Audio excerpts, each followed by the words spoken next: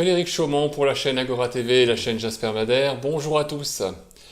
Une vidéo un petit peu spéciale. Aujourd'hui, j'ai un invité, Louis Iaccarini, qui a beaucoup de choses à nous dire. Bonjour Louis. Bonjour. Effectivement, c'est pas la première fois qu'on se rencontre, Fred. D'ailleurs, on se connaît depuis quelques années. Et ce qui m'a fait venir en tout premier lieu, c'est pour amener mon soutien donc à Laurette, qui est une dame, une personne âgée. Laurette Trintignant.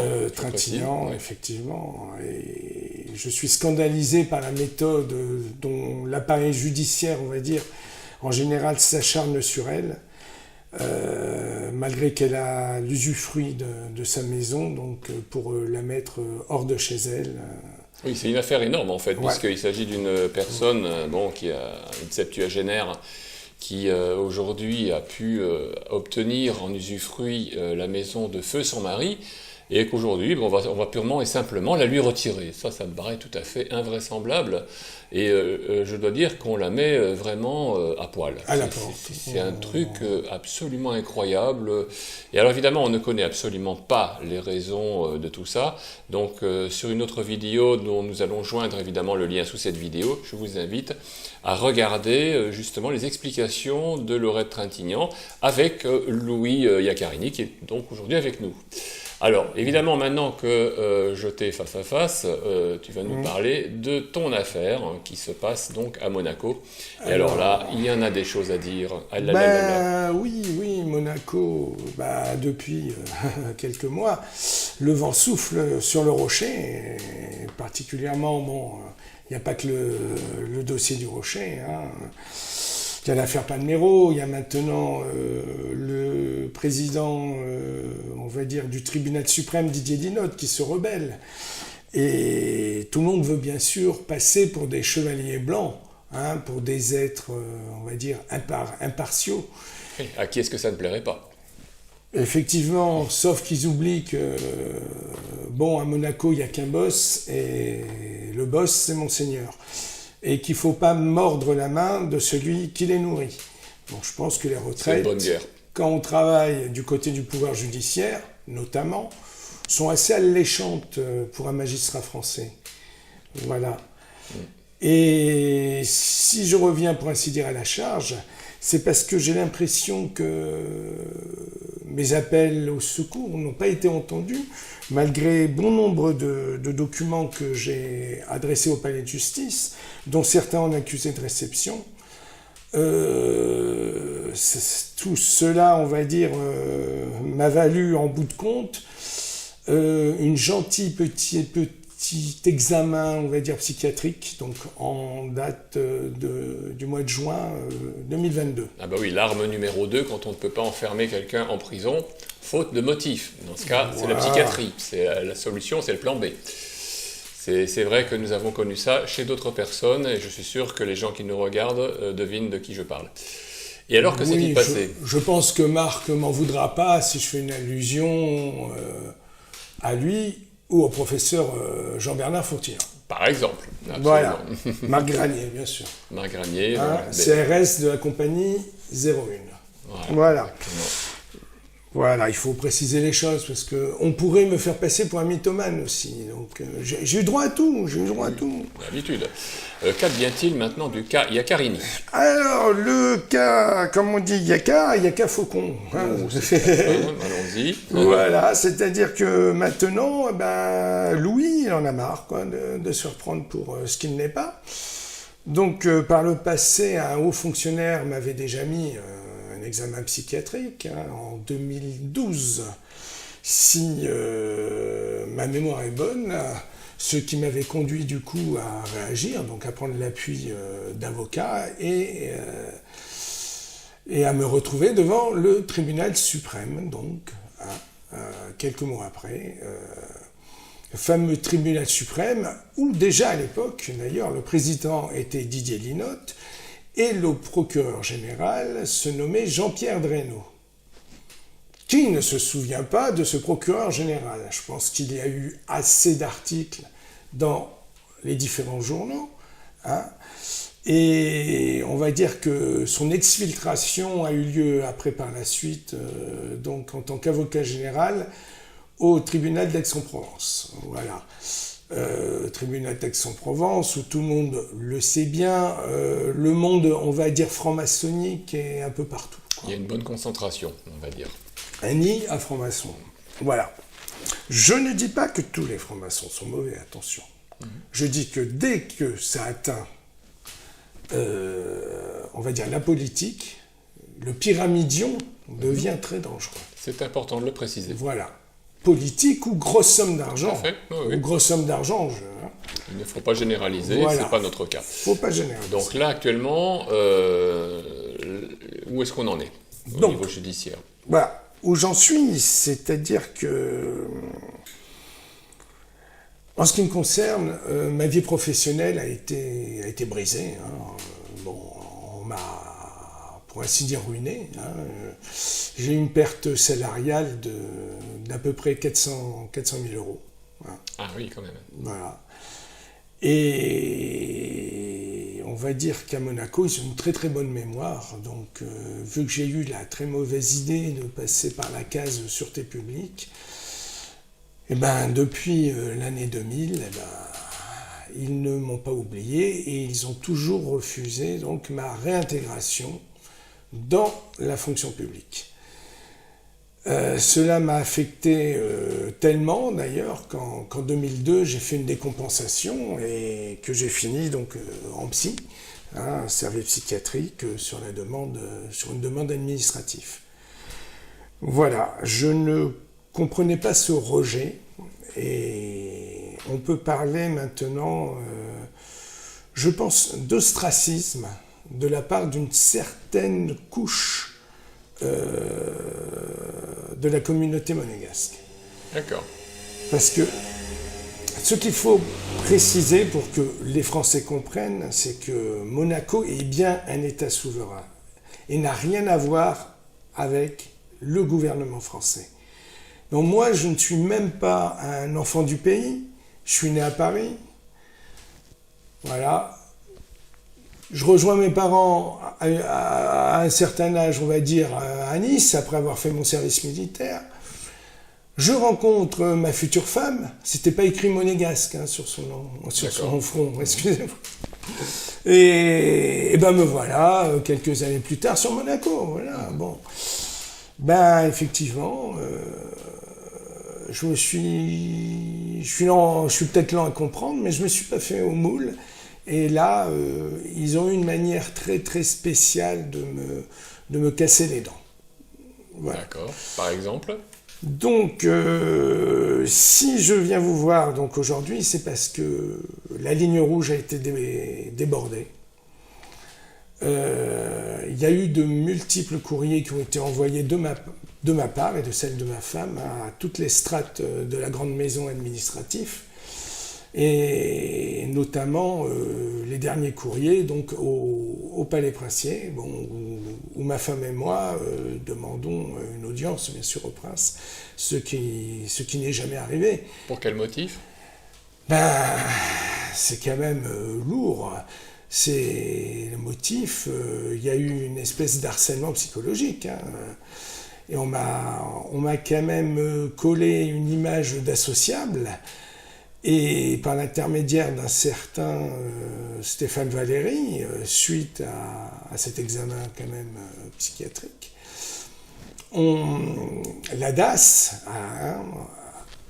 on va parler de DAS en général, m'a collé quand même 80% d'handicap. Donc mon statut actuel, c'est travailleur handicapé en milieu ordinaire. Voilà. Et pour que je puisse toucher, on va dire, un minimum salarial, bon, je sais que les Français vont dire ouais, bah, qu'est-ce qu'il a, il n'est pas content. Bah oui, non, je ne suis pas content. On me donne des miettes, pour Monaco c'est des miettes, j'aurai bientôt 60 ans, et je suis bloqué à 2000 € par mois. Voilà. Et à l'heure où je te parle, Frédéric, le plus gros de mon salaire est considéré, on va dire, comme une aide de la part de l'État. Donc, sur cette somme-là, je ne cotise pas pour ma retraite. Donc, je suis blessé encore. Pourquoi? Pas de cotisation? Parce que c'est les textes. Ah, c'est les textes. Je me suis mis à mi-temps, donc je travaille à mi-temps, et ma cotisation se fait seulement sur 925 €, voilà, en gros. Donc c'est sûr que je l'ai pris très très mal, quoi. Pour moi, la ligne rouge est dépassée. Et si j'en viens à refaire une vidéo avec toi, c'est que tous ces braves hauts fonctionnaires ont une manière très fine de se foutre de ma gueule. Voilà, soyons francs. Je pense que si j'avais pas ressenti cette blessure profonde, au plus profond de mon âme, je serais pas devant toi. Voilà. C'est grave en même temps ce qui s'est passé, mais au niveau, on va dire, personnel, certes, mais c'est aussi venu toucher aussi un peu la vie du couple, quoi. Oui. Hein? Bon, j'en parlerai au cas où on me ferait des ennuis de retour sur Monaco, mais ça c'est un versant, on va dire, vie privée, qui pour l'instant, ce volet, on va dire, je vais le mettre de côté. Voilà. Mais ceux qui vont voir la vidéo, parce que je sais qu'à Monégasque, tôt ou tard, va la voir, ils comprendront très bien ce que je veux dire. Voilà. Donc, je m'en excuse auprès de Monseigneur de cette démarche, parce que c'est lui qui m'a fait Monégasque, je le précise. Ça a été la seule personne qui m'a donné de la reconnaissance. Tous les autres m'ont tourné le dos au bon moment, ou ont joué au sourd d'oreille. Voilà, donc moi, ça m'a coûté quand même une recherche de la vérité. J'en suis à 20 000 € de frais d'avocat, sur des années, bien sûr, hein, c'est pas sur des années. Et cherchant toujours la vérité, ça m'a même amené à déposer une requête par le biais d'un avocat de Nice auprès de la CEDH. Donc c'est très rare quand même qu'un monégasque porte plainte contre Monaco. Précisément, qu'est-ce que vous requérez? Eh ben, c'est une atteinte. Moi, ce que je voulais, c'est, je sais que ça va faire rire beaucoup, mais je cherchais la justice, tout simplement. Je voulais qu'on ne mélange pas ma vie privée avec ma vie, on va dire, publique. Ce qui a été l'étincelle qui a mis le feu aux poudres. Et ce qui m'a fait le plus mal quand c'est arrivé, c'est que j'étais au service des archives. Ça s'est passé à la sûreté publique. Voilà. Donc, j'ai eu carrément l'appareil administratif qui s'est retourné contre moi. Et je ne comprenais pas à cette époque. Je ne comprenais pas. Je me dis, comment ça? En plus, ça veut dire bien ce que ça veut dire, sûreté publique. C'est-à-dire, ils sont là pour prendre soin, en tout cas des résidents monégasques.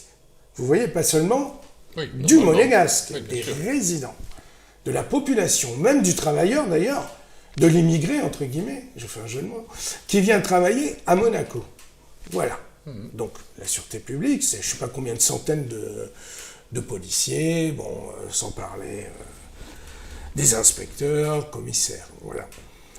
Je ne comprenais pas. Je ne comprenais pas, donc il y a eu ce rejet après qui a suivi. Et c'est pour cela donc que j'ai demandé, on va dire que j'ai déposé une requête à la CEDH.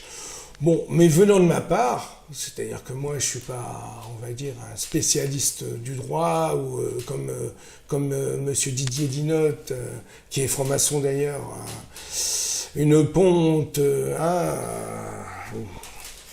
dans le droit, on va dire, administratif. J'ai reçu la réponse très rapidement, d'ailleurs, ça m'a étonné, 3 mois après, disant que ma requête était rejetée. Donc, voilà. Donc, au passage, encore 6 000 € jetés à la poubelle, quoi. Oui. Voilà. Mais si c'est pas tellement, on va dire, ce sujet-là que j'aimerais aborder, c'est que j'aimerais mettre en exergue les risques que j'ai pris durant la période Covid, c'est-à-dire à partir de 2020, on va dire, jusqu'à 2022. Eh bien, rapidement. Voilà. Donc, j'étais le seul à faire front et à refuser de porter le masque. Et à remettre en cause, donc, le décret ministériel. Donc, qui dit décret ministériel, dit, on va dire, une loi. Hein, une loi qui a été votée aussi en parallèle par le Conseil national, qui est l'équivalent de l'Assemblée nationale en France. Hein, voilà. Et donc... Et je ne supportais pas donc qu'on m'oblige à porter un masque, surtout en zone publique, hein, et dans certains bâtiments, on va dire comme l'IM2S. Hein, bon. Un masque dont on sait aujourd'hui qu'il ne servait à rien. Oui, mais malgré cela, on m'a quand même condamné à payer des amendes, encore blessé au porte-monnaie. Donc, peut-être parce que je suis un sensitif. Importante, les amendes? J'en ai eu quand même pour 3 500 €. Ah, oui. Et là, on vient de me geler encore récemment, il y a quelques semaines, 2 500 €. Mais ça, c'est pour une autre affaire. Bon, soyons clairs. Donc, ce que je ne comprends pas, c'est cet acharnement. C'est cet acharnement. Donc, le gouvernement en général, hein, donc, par l'exécutif, j'ai eu droit déjà à une expertise psychiatrique. Là, récemment, en juin 2022, j'en ai eu une autre qui a été demandée donc, par le substitut du procureur, hein, Emmanuel Carniello. Donc, la date de mission a eu lieu le 10/01/22, qui correspondait d'ailleurs à un courrier. Alors ça, je l'ai découvert juste avant de vous parler, que j'ai fait tamponner, hein, un courrier que j'adressais quand même à Madame Sylvie Petit-Leclerc, qui était procureure générale.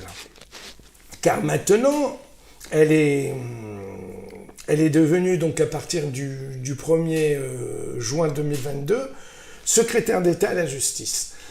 Donc pour que le français comprenne bien, c'est l'équivalent du garde des Sceaux, on va dire. Okay. Voilà. Donc, dans cette lettre, je lui explique un peu le manque, on va dire, de spiritualité qui règne à Monaco. Ça peut vous paraître, bien sûr, abstrait. Bon. Mais j'aimerais d'abord vous parler d'un document que j'avais déposé à la salle de garde de la Sûreté publique en date du 3 janvier 2022, où je sortais des sources, hein, comme news, medical.net, qui expliquait qu'un masque chirurgical type donc FFP1 n'était pas efficace donc, contre la filtration bactérienne. Donc ça, c'est ce qui est précisé dans les grandes lignes sur ce courrier. Non. Non. Non. Ça, c'est un peu plus centré, ça la concerne, disons, un peu plus directement.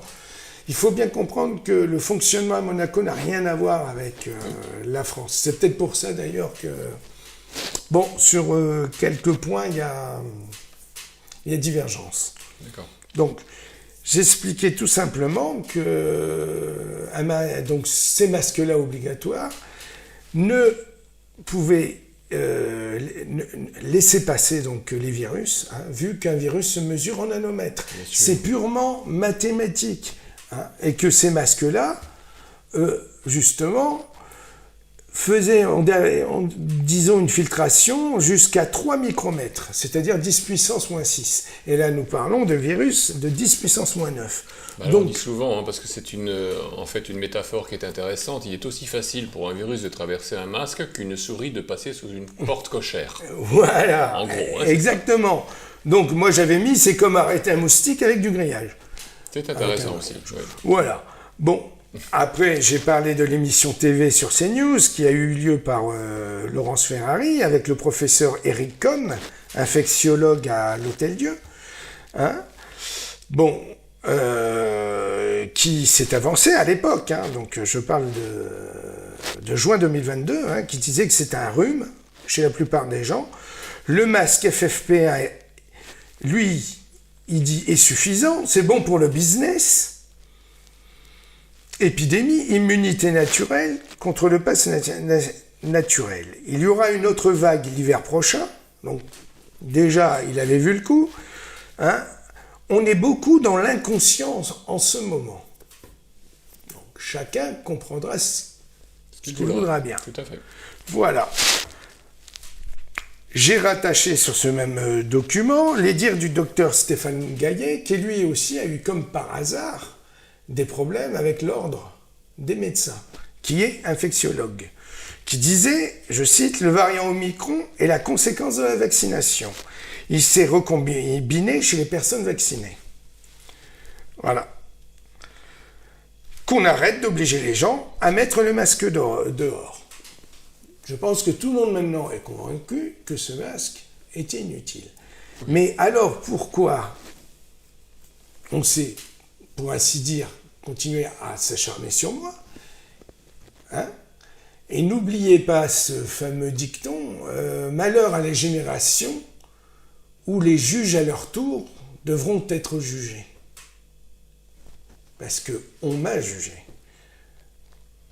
D'abord, j'ai écrit à l'officier du ministère public, avec preuve à l'appui, en recommandé. Oui. Ça serait trop long, malheureusement, pour vous lire tout ce que j'ai mis en... On peut le mettre en pièce jointe. En surligné, on peut voilà. le mettre en lien, il n'y a pas de problème. Bon. Donc, c'était des pièces jointes que j'ai quand même fournies le 30 avril 21. Oui. Voilà. Donc, qui expliquait déjà la fraude scientifique, qui se confirme maintenant par l'OMS, hein, qui veut nous obliger, bien sûr, au vaccin. Donc, cette fraude, cette terrible fraude, hein, l'OMS est en train de l'appuyer. Hein. Et là, c'est une affaire qui dépasse, bien sûr, largement mon cas, on va dire, personnel, vu que c'est l'humanité tout entière là, qui est confrontée. C'est l'objectif de l'OMS actuellement, absolument. C'est très... On a fait vraiment un grand écart. Là, hein. C'est très grave. Oui. Et donc, pour cette histoire de masque, ça finit comment? Donc, Épilogue. L'histoire de masque, ben, c'est que malgré tous ces écrits que j'ai devant moi, on m'a forcé à les payer. Comme, on va dire, pour faire un parallèle rapide, comme Madame Trintignant, j'ai eu affaire aux huissiers, malgré que je leur ai pas demandé mon consentement, ben, ils se sont pas gênés, hein, ils se sont servis directement sur le compte. Oui. Saisie administratif, non seulement sans mon accord, on m'enlève de l'argent sur mes comptes personnels, hein, mon compte chèque hein, principal. Saisie sur compte. Et en plus, je dois payer par saisie, par nombre de saisies, 90 € de frais bancaires. Ah ben la banque en profite toujours, hein, dans ces cas-là. Oui, et c'est ce que j'ai vu dernièrement sur mes comptes, moins 90 € encore. Ben, j'ai vu qu'en France, c'est un peu voilà. plus. Hein. Et le Covid-19, que pensez-vous de ce qui se passe en ce moment par rapport à ce vilain virus qui va tuer tout le monde? Une grande question, le cocovirus. Et si je vous disais qu'il n'existe pas? Il n'existe pas le Covid. Non. Je rejoins entièrement l'avis du professeur Fourtillant qui dit que le SARS-CoV-2 et le Covid, c'est la même chose. Ah oui. Ce qu'il faut retenir, c'est que des coronavirus naturels, il y en a des centaines. Il y en a toujours eu. Il y en a des centaines. Oui. Depuis la nuit des temps, on vit avec, et ils reviennent bien souvent en période automne-hiver. Donc, c'est une peur, c'est vraiment une fraude gigantesque au niveau international. Les gens ont eu peur de mourir. Pourquoi j'ai agi comme ça? Je ne sais pas. C'est ma personnalité. Je n'ai pas eu peur de mourir. Je sortais, baladais mon chien, je me prenais des PV, je continuais. Parce que je savais pertinemment que c'était une atteinte à mes libertés individuelles. C'est une atteinte vraiment aux droits internationaux. Et ça, si tout le monde arrive à comprendre ça, on est sauvé, la machine s'arrête dans les mois qui suivent. D'autant plus que maintenant on connaît les vérités concernant les fameux masques, leur inefficacité parfaite, et bon, le fait aussi que le coronavirus, ça fait partie de la vie depuis que que le monde est monde. Voilà, que le monde est monde. Mais pourquoi alors, j'ai jamais dit d'ailleurs pandémie, pourquoi la pandémie continue? Pourquoi le plan continue? Vous imaginez les milliards que ça coûte actuellement? Parce que la première pandémie a partiellement marché. Et beaucoup de gens se sont abaissés à des mesures complètement stupides, comme d'accepter de manger debout et pas assis. Enfin, on se souvient de notre clown Castex qui nous expliquait des choses complètement folles, rigolotes même. Et voilà, on se souvient de toutes les contradictions aussi de tous les politiques. Ils ont tous dit tout et son contraire, donc évidemment les gens n'y croient plus. Et maintenant, il faut dire une chose, de tous les gens qui ne se sont pas laissés piquer par ce produit, je n'en connais aucun qui ait des regrets. En revanche, à l'inverse, parmi tous ceux qui se sont fait piquer, il y en a qui ne sont plus là pour le raconter. Mais il y a eu même la chasse aux anti-vaccins, souvenez-vous. Bien sûr. Il y en a même un rigolo, je ne sais plus sur quelle chaîne, qui disait qu'on devait nous piquer de force. Mais sommes-nous devenus des animaux pour en arriver là? Je le répète. Le Covid-19 est un virus de synthèse.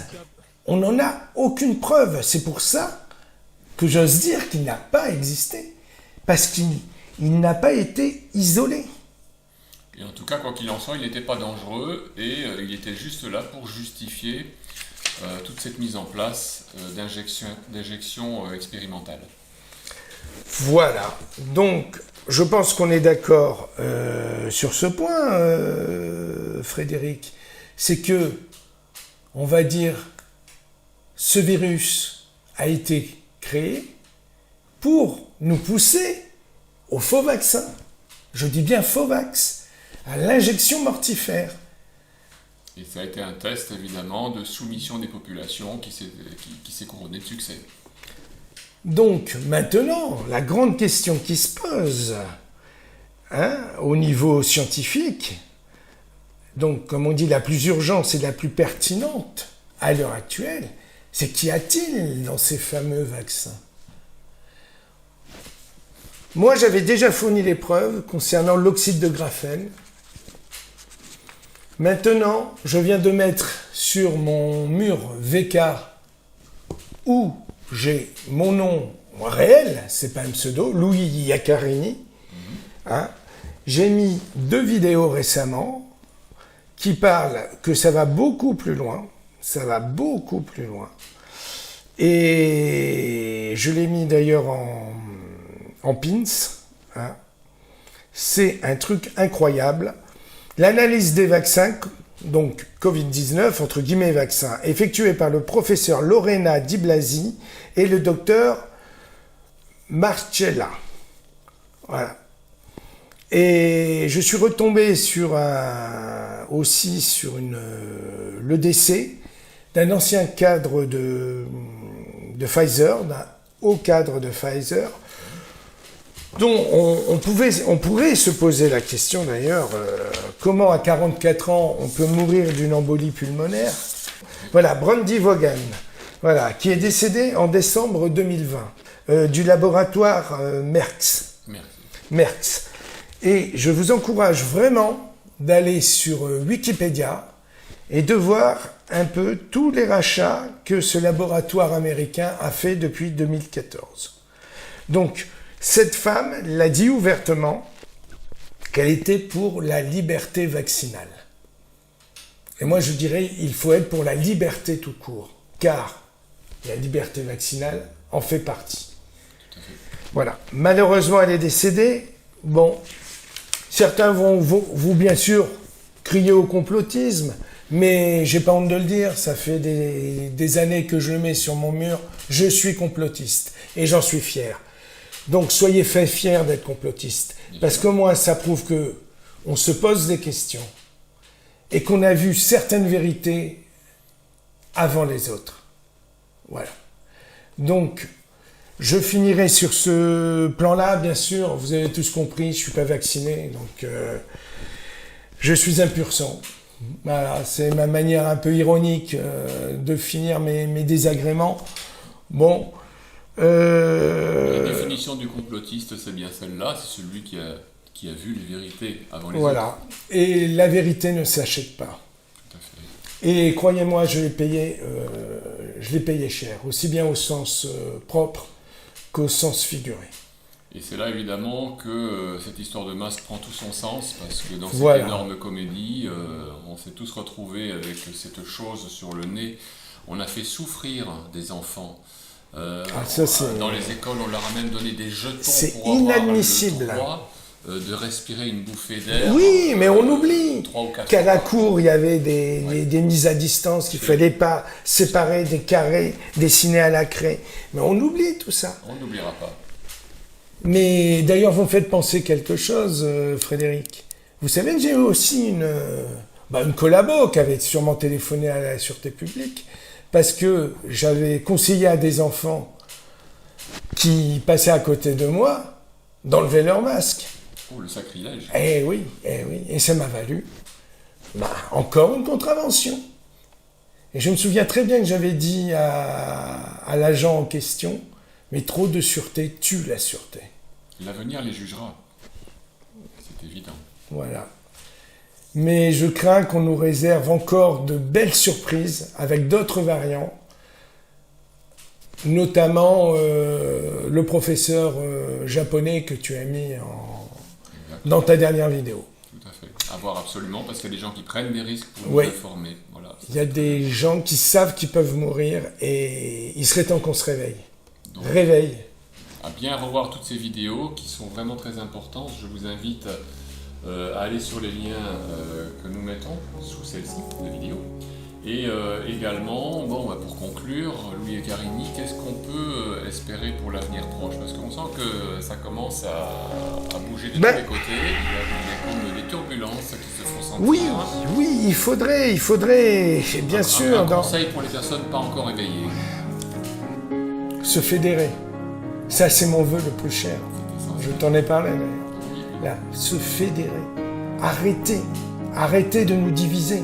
Ils vont encore vous pousser bientôt à aller voter pour les européennes. Arrêtons de nous diviser aussi. Oui, bien sûr. Mais tout ça commence d'abord par un travail interne. C'est votre travail personnel qui va vous amener à une prise de conscience. Et là, vous allez comprendre qu'on nous prend pour des cons. Voilà la conclusion. Et j'en fais partie. Louis et Carini, merci beaucoup et à très bientôt. Merci à toi.